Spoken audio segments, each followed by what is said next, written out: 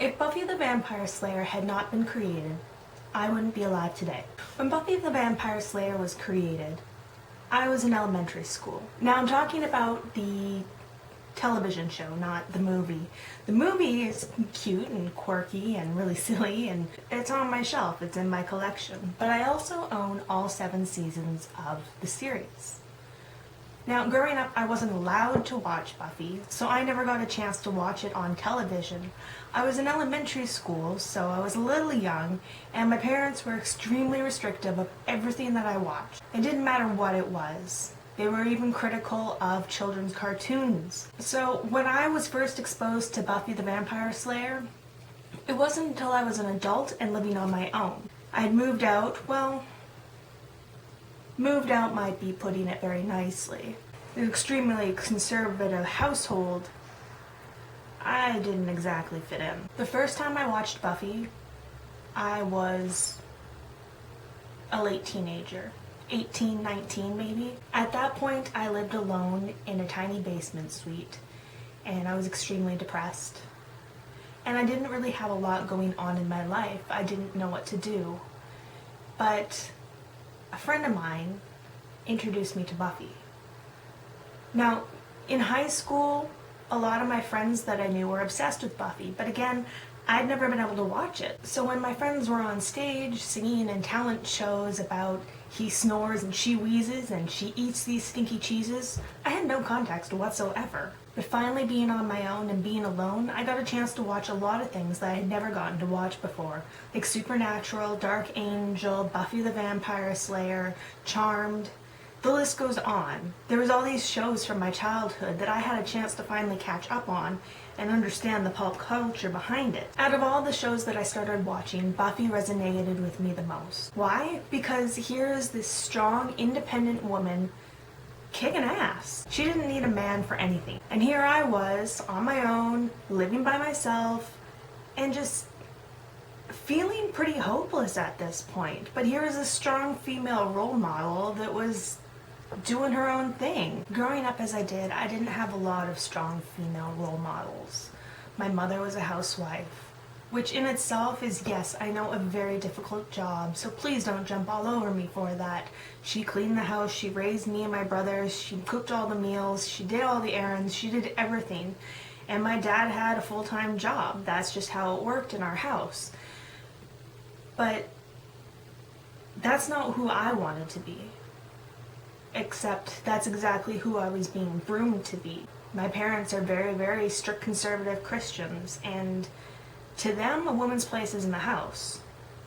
But I just didn't see myself there. So living with my parents, I wasn't exposed to a lot of strong women in very independent positions. So here all of a sudden is this strong, independent woman, Buffy the Vampire Slayer. She doesn't need a man to save her. She doesn't need a man to help her. In fact, she does the saving, which is absolutely incredible. But that's not the only reason that Buffy got to me. As the seasons progressed, Buffy grew as an individual. She became stronger, she became more independent. She had this fighting spirit that I wanted to emulate. When I first started watching Buffy, I was so depressed. I wasn't medicated. When I was 14 years old, I was diagnosed with severe depression. And for those of you who don't understand how difficult that is to live with, well, a lot of the times, people don't. We're talking cut your ear off, put your head in the oven sort of depression. And being unmedicated, being on my own, being very lost and confused, it was not a happy time in my life. It was very, very dark. And I had one beacon of light. But Buffy showed me an independence. She taught me not only to depend on my own strength, to stand up for myself and fight, but also that it's okay to rely on your friends. It's okay to rely on those who love you, that are around you and want to support you. It's hard to talk about, even now.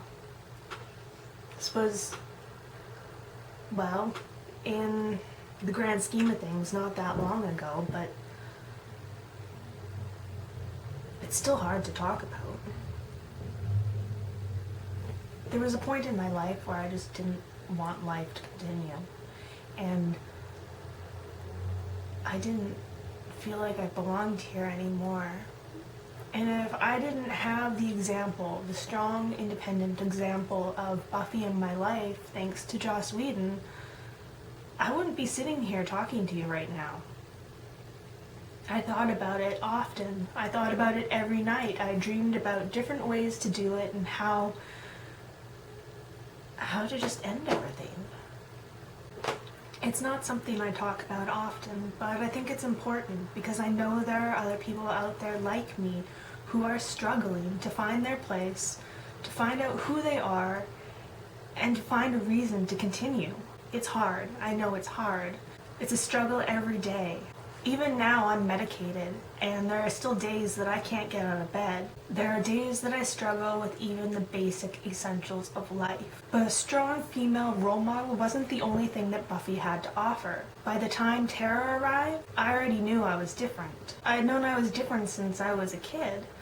And it was the first time on screen that I had really gotten to see myself represented. Buffy was a first for a lot of things. The first open female-female relationship, a strong, independent woman, the girl kicking the ass instead of being the damsel in distress, and that in and of itself is exciting. Often you find Buffy is the one swooping in and saving the day, and saving the boy. I mean, face it, Xander was often getting himself in all sorts of terrible situations. Buffy the Vampire Slayer was a gateway to a whole new world. I was soon introduced to Charmed, three sisters fighting the force of evil while still trying to balance their everyday normal life. I struggle with my everyday normal life. And then I got a chance to watch Dark Angel. In Dark Angel, Max held the power. She was different. She did not fit in, and she struggled to survive every single day, but she never gave up, and she helped everybody that she possibly could. And I want to help people too. I want people to know that you are not alone. There are so many of us out there that feel alone and feel lost and have nobody to reach out to. But I'm here. We're all here. Just know that you can reach out. Nobody knows exactly how you feel because your situation and what you are going through is so completely different than anybody else's. But do know that we are here for you. And we want to help. Don't be afraid to reach out to your community, your fandom. So many people out there want to help you. They want to talk to you. They want to be your friend. People message me and I'm so excited all of the time because somebody wants to talk to me. Don't be afraid to say hi to somebody, even if it's just a little message saying, hey, I love your work, or this piece of art is amazing, or I love that fan fiction you wrote.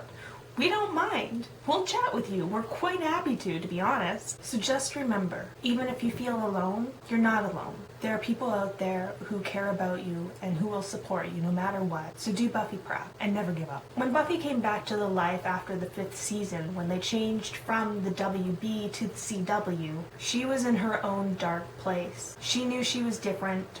She knew she no longer fit in. There was something dark about her. And that's something that resonated so well with me because I understood. I understood wanting to feel alive and wanting to find my place and wanting to understand. And her struggle became my struggle. I understood that all too well. All I had was me. So hang in there. I'm rooting for you. Buffy's rooting for you. Max is rooting for you. We all are. So hang on.